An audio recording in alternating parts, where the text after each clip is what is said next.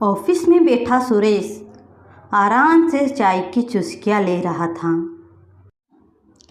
आह, चाय पीने का तो मजा ही कुछ और है।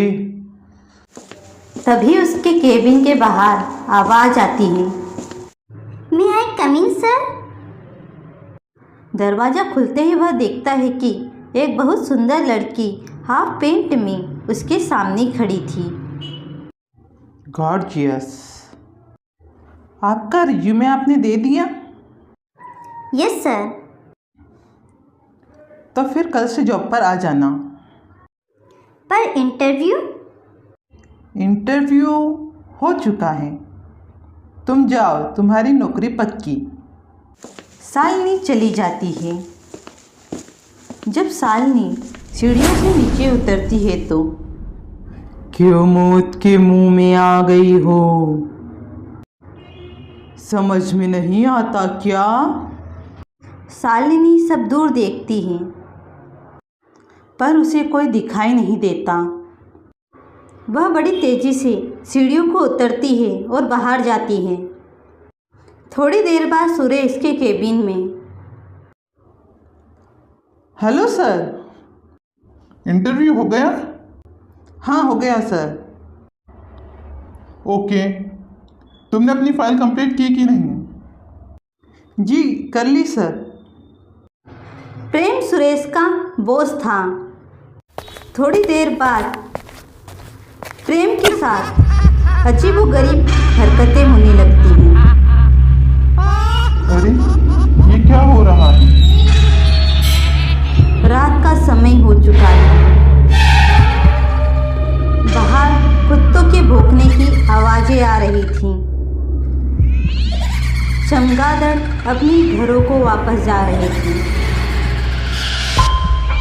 और यहाँ प्रेम के पसीने निकल रहे थे।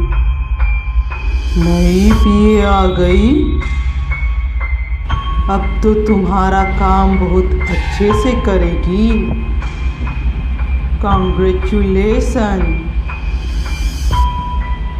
पर यह बधाइयाँ तुम्हारी मौत के लिए है। कौन हो? कौन हो तुम? तुम्हें मारने वाली आ गई है। कल से वह तुम्हारे साथ काम करेगी। अब तुम कुत्तों की मौत मरोगे। प्रेम को समझ में नहीं आ रहा होता है। वह तुरंत सुरेश को अपने केबिन में बुलाता है और बोलता है कि उसने किस लड़की का इंटरव्यू लिया था। उसे भी कुछ समझ में नहीं आता। ऑफिस पूरा वीराना सा हो चुका था। सभी अपने घर जा चुके थे। सुरेश भी अब अपने घर को जा रहा था। सुरेश, तुमने जिस लड़की का इंटरव्यू लिया है उसे कल ऑफिस आने के लिए मना कर देना। मुझे पीए कोई मेल चाहिए। पर सर, आपने ही तो कहा था कि फीमेल होनी चाहिए। पर अब मैं ही कह रहा हूँ कि मुझे मेल चाहिए।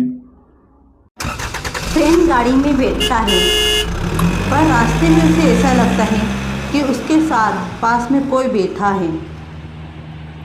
तुम्हें मारने वाली कल आएगी।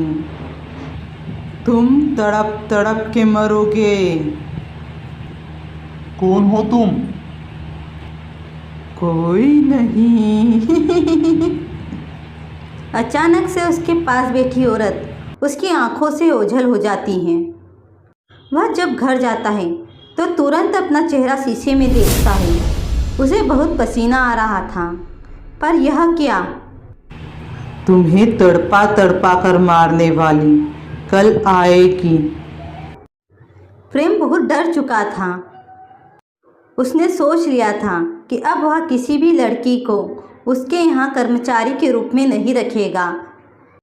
दूसरे दिन वह जैसे ही ऑफिस जाता है तो सुरेश से कहता है, सुरेश, इस ऑफिस में जितने भी फीमेल वर्कर हैं उन्हें यहाँ से निकाल दो। पर क्यों सर? जो बोला है वह करो। पर इन सब के बावजूद जब रात को सभी ऑफिस से चले जाते हैं तब। अरे माँ जी, आज आप इतनी लेट हो गई?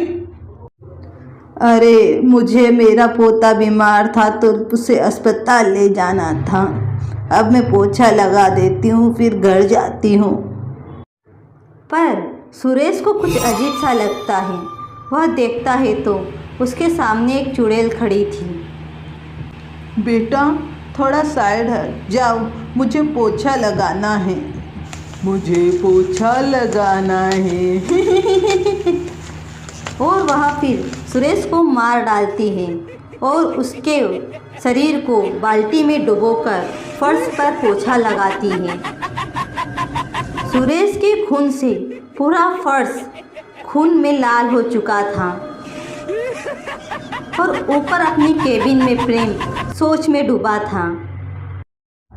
आखिर कौन औरत है जो मुझे मारने आने वाली है?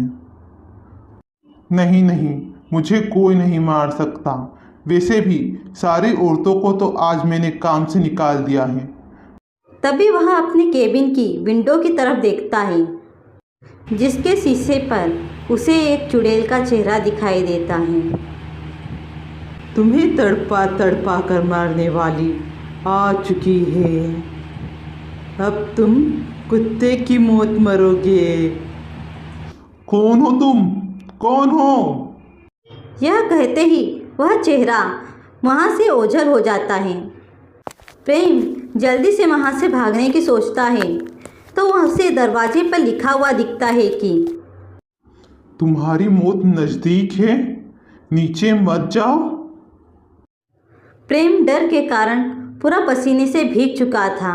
वह डरते डरते नीचे जाता है पर सीढ़ियों पर बहुत अंधेरा था। Light bar bar on off हो रही थी। प्रेम बहुत डरा हुआ था। तभी उसे अंधेरे में एक चेहरा दिखता है। नीचे मत जाओ, तुम्हें तड़पा तड़पा के मारने वाली आ गई है। कहानी का दूसरा भाग देखने के लिए चैनल को सब्सक्राइब करना मत भूलना। और प्रेम सोच में पड़ जाता है कि वह नीचे जाए या ना जाए। नहीं नहीं, मुझे यहाँ से भागना होगा। जब तक मैं इस ऑफिस में हूँ मैं सुरक्षित नहीं हूँ। नीचे बहुत अंधेरा था। सुरेश, सुरेश, यह लाइट्स क्यों ऑफ कर दी है? सुरेश, बोला था ना, तुम्हें तड़पा तड़पा कर मारने वाली आ गई है। नीचे मत जाओ, आ गए अपनी मौत के पास। तभी लाइट्स ऑन होती है तो प्रेम देखता है कि फर्श पूरा खून में लाल हो चुका है। सुरेश, सुरेश, तुम कहाँ हो? बेटा बेटा क्या हुआ? माँ जी, सुरेश नहीं दिखाई दे रहा है। और देखो यहाँ फर्श पे कितना खून है। हाँ बेटा, फर्श तो बहुत गंदा हो रहा है। आ जाओ, मैं इसे साफ कर देती हूँ। हाँ माँ जी, आप इसे साफ कर दो और आप भी घर पर जाओ। मुझे बहुत डर लग रहा है, मैं घर जा रहा हूँ, आप इसे साफ कर देना। तुम चले जाओगे तो फर्श कैसे साफ होगा? यह शब्द सुनते ही प्रेम डर जाता है और जैसे ही पीछे देखता है तो वहाँ एक चुड़ैल थी। वह प्रेम का भी वही हाल करती है जो उसने सुरेश का किया था। अब पूरे ऑफिस में सिर्फ खून ही खून था। बोला था ना, तुम्हें तड़पा तड़पा कर मारने वाली आ गई है। नीचे मत जाओ।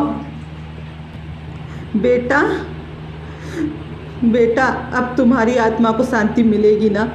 मिलेगी ना? हाँ, ज़रूर मिलेगी। मुझे दिलासा देने के लिए आप ही ने तो मेरा साथ दिया था।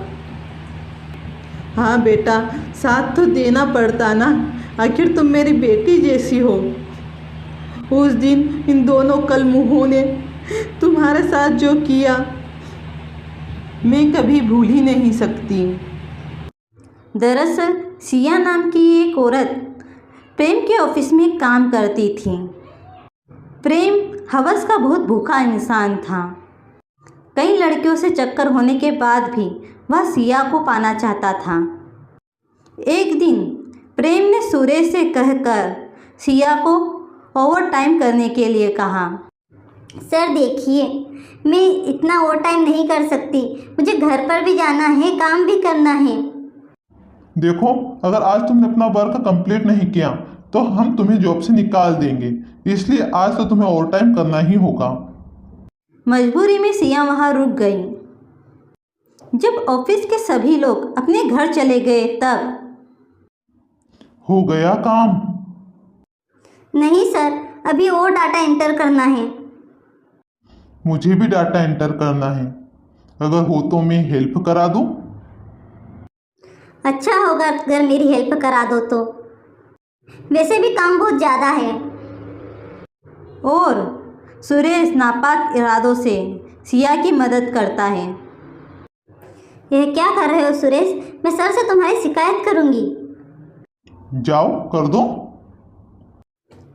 तब सिया प्रेम के पास शिकायत करने जाती है। क्या सुरेश की इतनी मजाक कि उसने तुम्हारे साथ बदसलूकी की? उसे तुम्हारे साथ बदसलूकी नहीं करना था, क्योंकि तुम तो मेरी हो। सिया उनके इरादों को पहचान चुकी थी, इसलिए वह भागने की कोशिश करती है, पर उसके पीछे सुरेश खड़ा था। सुरेश, मुझे यहाँ से जाने दो। देखो, मेरा परिवार है, मेरे पति हैं, बच्चे हैं। आज के लिए हमें ही अपना पति बना लो। देखो, तुम लोग गलत कर रहे हो। अब तुम हमें सही गलत बताओगी? सिया बहुत चीखती है, चिल्लाती है, और तभी वहाँ कोई औरत आती है। यह क्या कर रहे हो बेटा? ऐसे परेशान मत करो, उसकी मजबूरी है, उसके घर है, बच्चे हैं, छोड़ दो उसे। तुम्हें तो बहुत सारी लड़कियां मिल जाती है। माँ जी, यहाँ से जाओ आप, यह हमारा मामला है, हम देख लेंगे। बेटा ऐसा नहीं करते। तभी सुरेश उस औरत के बाल खींचता है। अब तुम हमें ज्ञान देगी? बुढ़ापे में 2 वक्त की रोटी का तेरा इंतजाम नहीं है। यहाँ ऑफिस में झाड़ू पोछा करके तो पैसा कमाती है, और अब तो हमें ज्ञान देगी? चुपचाप जा यहाँ से, जा, वरना कल से तू भी नहीं दिखेगी यहाँ। वह बुढ़िया बेबस नज़रों से उसे देखती है, और सिया के हालात देखकर वह खुद को रोक नहीं पाती। वह अपने पोछे के डंडे से उन दोनों को पीटना शुरू करती है। तभी सुरेश उस बुढ़िया को एक जोरदार धक्का देता है, जिससे दीवार से उसका सर टकराने से वह वहीं मर जाती है। प्रेम सर, यार बुढ़िया तो मर गई। क्या सुरेश, तूने सारा काम बिगाड़ दिया। अब इसका क्या करें? अगर यह जिंदा रही तो अपनी जिंदगी का घंटा बजा देगी। पर सर, इसी को पाने के लिए तो इतना सब कुछ किया था। अब खून हो ही गया है तो मजे ले ही लेते हैं। बात तो सही बोल रहे हो तुम।